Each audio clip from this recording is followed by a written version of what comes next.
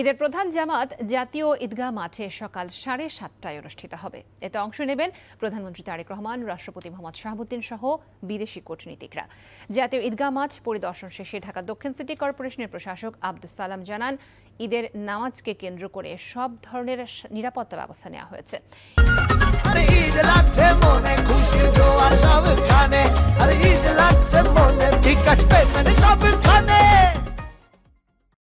এ সময় কোরবানির বর্জ্য ব্যবস্থাপনা নিয়ে তিনি বলেন, বর্জ্য অপসারণে প্রধানমন্ত্রী 12 ঘন্টা সময় বেঁধে দিলেও ডিএসসিসি 8 ঘন্টার মধ্যে বর্জ্য অপসারণের চেষ্টা করবে।